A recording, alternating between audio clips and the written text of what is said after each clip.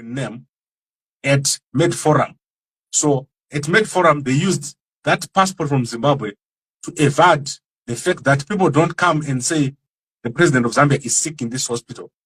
They then used the Zimbabwe passport for admitting him in that hospital. Unfortunately, he passed away under that identity which he had taken for the passport from Zimbabwe. That is what my sources have said. So Mnangagwa and Lungu tied together with this fake passport. And if you go and check right now at Med Forum, you'll find out that a Zimbabwean has passed away either on the 4th, the 5th, or the 6th of June. And that is the record that will show you the discharge. And automatically, that means the hospital, the morgue. And now I'm going to tell you who is the mortuary. So according to my sources, the mortuary that was used is Avbob. And that is where they took him, Avbob. Then they took the body there under the Zimbabwean identity.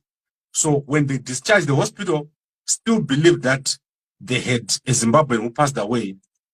And then Avbob took the body under the identity of the Zimbabwean passport.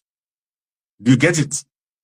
So that means, as we speak right now, Lungu is death certificate, if this is correct, is therefore of a Zimbabwean under the Zimbabwean identity, not under the identity of the president of Zambia. Because in that hospital, no one died with that name. Otherwise, they would have to lie.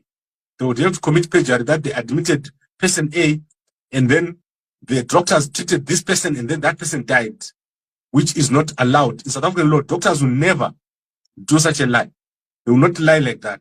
So eventually, you're going to find out that at the mortuary, there is a passport or a person with a Zimbabwe passport who has passed away, and therefore no Zambian president listed as being deceased. That's what my sources have said. So use this information however you like. That's what we've got. Now let's go to the burial itself. The South Africans have sent the army. When I was at the airport, you saw me at the airport. The army arrived. I was one of the first people there, even before journalists from other newspapers arrived. I was at the roof. So you saw me, I was on the roof. All the other journalists were down, but I went to the roof, which is why they almost arrested us. So when they arrived there was no body, right? They put that thing which you use for putting the body into the plane. But there was no actual body ever seen by the South Africans. At no point did the South African handle the body. So there was no point at which the South Africans handle the body. There is no point at which the Zambian embassy has handled the body. Because automatically, if he has got a Zimbabwe passport, the Zimbabweans are then busy processing the death certificate under the fake name, and therefore the death certificate itself is under a fake name of the Zimbabwean, not of Lungu, the Zambian president. This is my sources, guys. I'm trying to give you what I've got. So don't come and give me more death threats here. So I got some Zambian death threats today. That's crazy. They don't know that I get one death threat a day. So what I'm trying to say here is, this is what has happened. We are still to see something bad, something dramatic. That's why the plane that has gone to Aruba is very important. The plane has arrived in Aruba. They were not allowed to land in Equatorial Guinea.